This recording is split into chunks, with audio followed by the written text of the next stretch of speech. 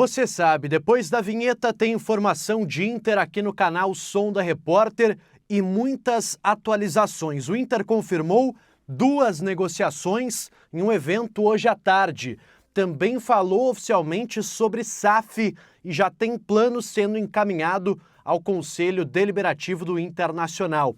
Falamos também sobre um reforço que está confirmado para a partida do fim de semana contra o Vitória, jogo pelo Campeonato Brasileiro. Você deixa o seu like nesse vídeo, por favor, ajude aqui o canal, se inscreve aqui embaixo, ativa as notificações e a gente vai, sem mais enrolação, falar do Colorado.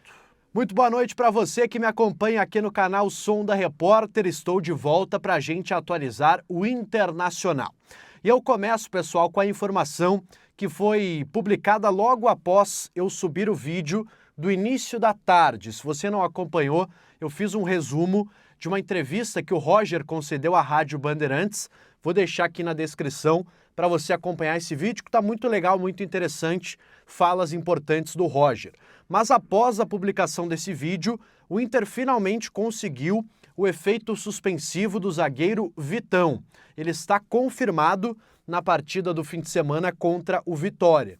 Não quer dizer que o Vitão não vai cumprir os 2 jogos que pegou de punição através do STJD. Significa que ele está liberado para atuar enquanto o recurso desse julgamento, o recurso dessa ação, não é julgado. Então o Vitão, por enquanto, está liberado para essas partidas do Campeonato Brasileiro e o Inter terá a sua dupla de zaga, digamos, ideal, com o Vitão e o Vitor Gabriel. Lembrando que ainda há dúvida sobre a presença do lateral direito Aguirre e do lateral esquerdo Bernabei. Os dois não treinaram totalmente liberados ainda nesta terça-feira, embora o Bernabei tenha aparecido no campo trabalhando com bola, mas ficou de fora de uma segunda parte da atividade. Os dois devem ser liberados totalmente ainda ao longo desta semana.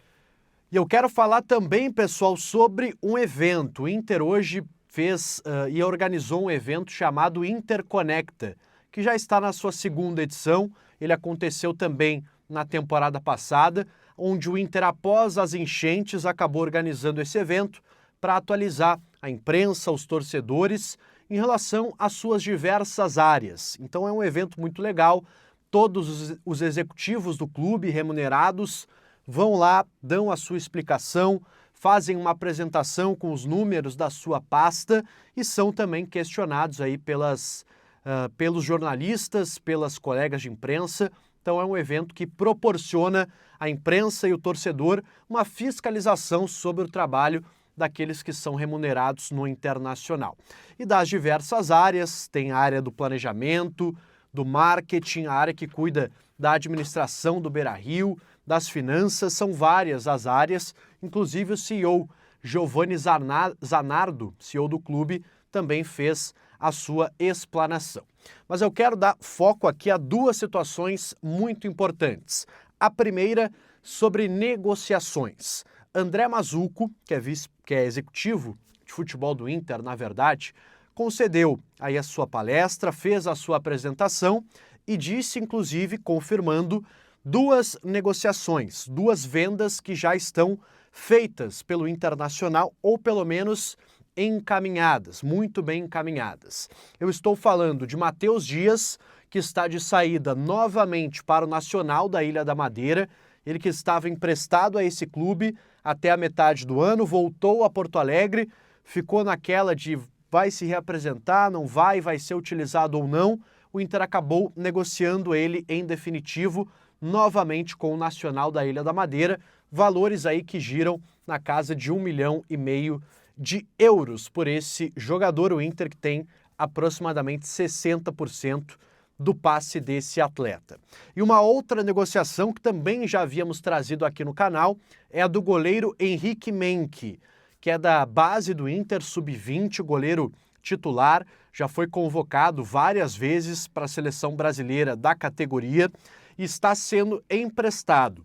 O Inter confirma que essa negociação está concluída, jogador que vai para o Como, da Itália, time que subiu recentemente à 1ª divisão, e o Inter tem um passe fixado também nesta negociação, valores que eu não consegui acesso, outros colegas trouxeram, que é algo aí na casa dos 3 milhões de euros. Cristiano Silva trouxe essa informação na Rádio Guaíba. Então o Inter, nesse evento, confirmou estas duas negociações. Também falou da venda do Johnny no futebol europeu, que deve trazer muita grana aos cofres do Internacional. Se fala aí na casa dos 40 milhões, somando também o que o Inter tem direito pela formação do Johnny no mecanismo de solidariedade da FIFA.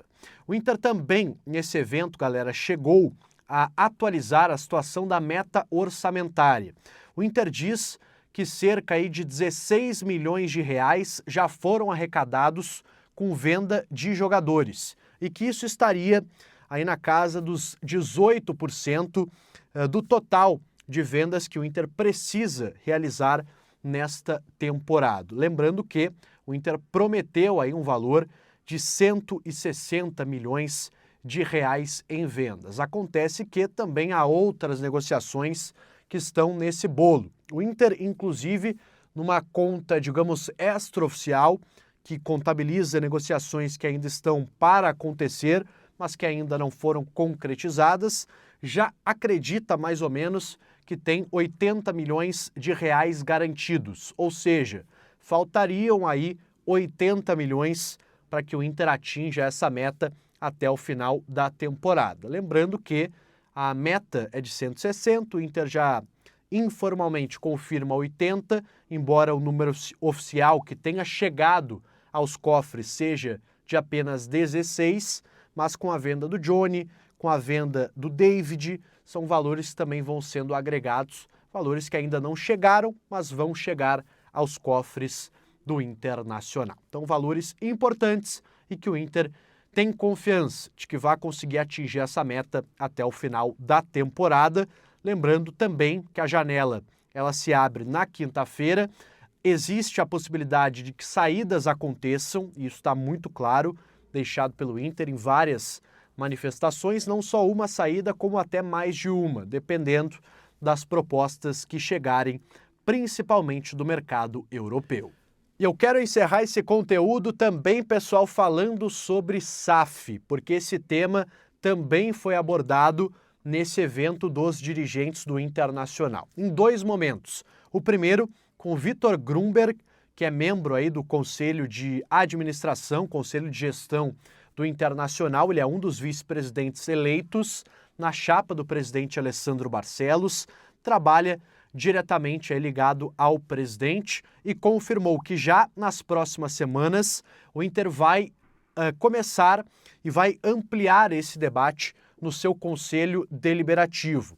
Inclusive, depois o presidente Alessandro Barcelos, até fora do protocolo do evento, acabou pegando o microfone e falando também que o sócio do Inter vai ter também um poder de participação nesse tipo de decisão. Então o Inter promete intensificar essa discussão em relação à SAF, dizendo inclusive que vários modelos foram estudados, o Inter contratou uma consultoria para também estudar qual modelo seria mais viável para o clube, porque são várias as opções. Tem o modelo Botafogo, onde o dono vem e compra a maior parte do futebol do clube. Tem o modelo Fortaleza, onde o clube permanece com a maioria dos direitos, com 51% da sociedade, e o investidor ou os investidores entrariam com 49%, para que o clube siga mantendo essa hegemonia em algumas decisões,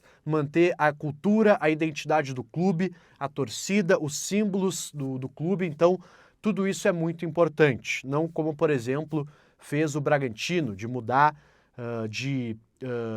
o seu escudo, enfim, acabar incorporando as cores da Red Bull, o símbolo da Red Bull. O Bahia, muito se discutiu se o Bahia também mudaria o seu escudo, as suas cores, o seu uniforme, coisa que ainda não aconteceu. Ponto aí para o Grupo City, que soube também valorizar a história do Bahia, time aqui no futebol brasileiro. Então o Inter promete amplificar esse debate sobre a SAF, considerando os vários modelos. Eu diria que hoje, pelas pessoas que eu converso no Inter, há uma preferência por esse modo por esse modelo utilizado pelo Fortaleza, onde tu vende parte do clube, uma parte que ainda é minoritária, tu mantém uma parte maior e tem ainda um poder na parte política do clube em relação às decisões que serão tomadas, o futebol, que vai ser terceirizado para um investidor de fora. Então é mais ou menos isso que o Inter promete intensificar no seu conselho deliberativo. A gente sabe como é o conselho do Inter, muita politicagem, então a gente vai ver muito debate nas próximas semanas em relação a esse tema.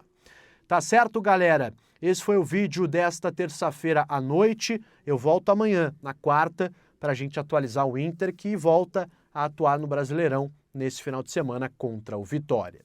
Deixe teu like nesse vídeo, se inscreve aqui embaixo no canal.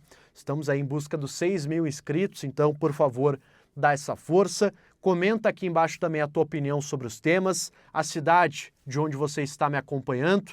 E eu prometo mandar um abraço para a cidade que você deixar aqui nos comentários. Até a próxima, valeu!